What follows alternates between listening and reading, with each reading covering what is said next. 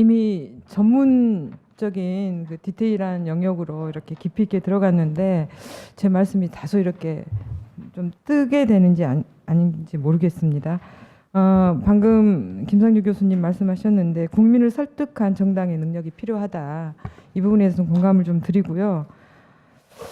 그러나 국민을 설득할 정당의 능력 이전에 저는 이 가장 문제인 그 소수 재벌의 집중 구조 이 부분에 대해서 시너지를 내고 있는 현상을 한 가지 말씀을 드리겠습니다.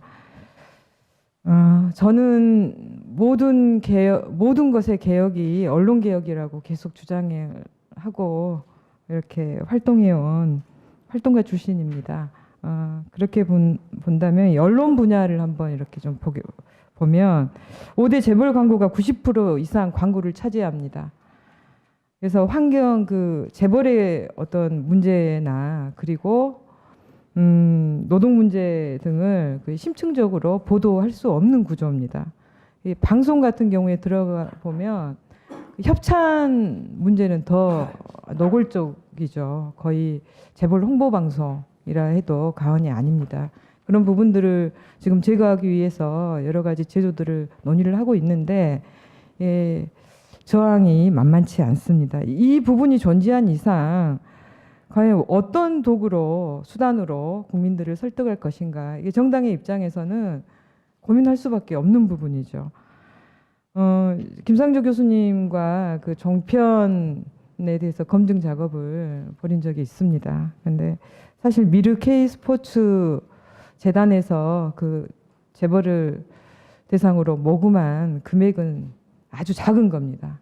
재벌이 최초 자본금을 3천억에서 4천억, 주로 4천억이 넘었어요. 그걸 재벌한테 재벌을 포함한 모든 기업한테 앵벌이를 해서 사실 종편을 출범을 시킨 건데 그 주주 명단을 보면 과연 좋은 방송을 할 수 있을까 의심이 들 정도로 심각했습니다. 아마 기억하실 겁니다.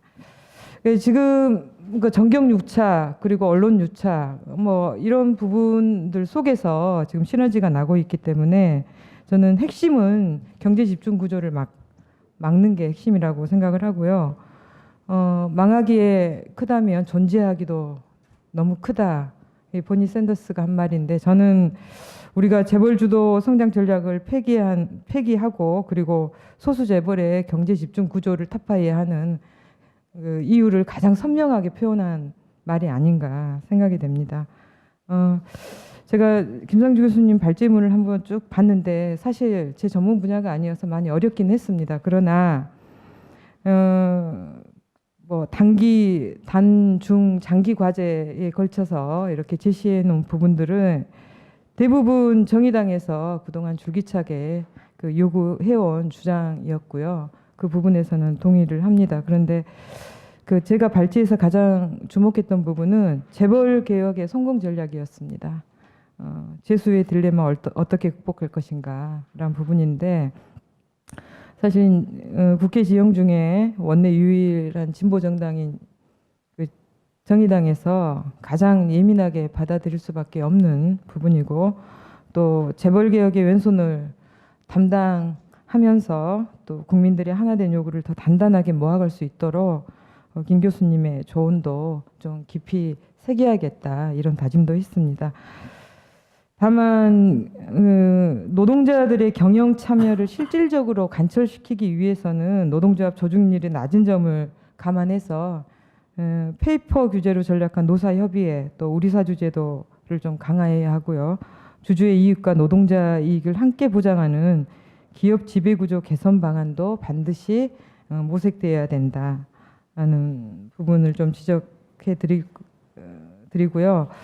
그리고 하나 제안인데 저는 경향신문에서 7대 개혁과제를 시리즈로 사설로 이렇게 쓴 걸 아주 깊이 있게 꼼꼼하게 봤습니다. 우리 이대근 주간님도 쓰셨을 것 같은데 재벌개혁 부분에서 나온 아이디어입니다. 이 부분을 조금 더 변형을 해서 말씀드리면 우리 새로운 정부에서 정부와 정당, 학계, 재계, 노동자 대표 등이 참여하는 사회적 논의기구를 구성해서 합의된 개혁 방안을 내놓으면 바로 실천하는 어떤 합의 입법 프로세스를 빠르게 도입하는 방안도 좀 검토되어야 된다.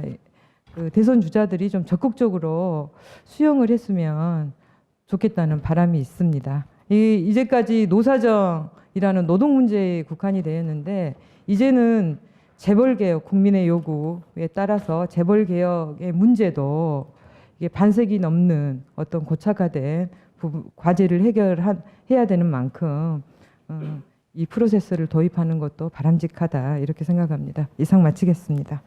예.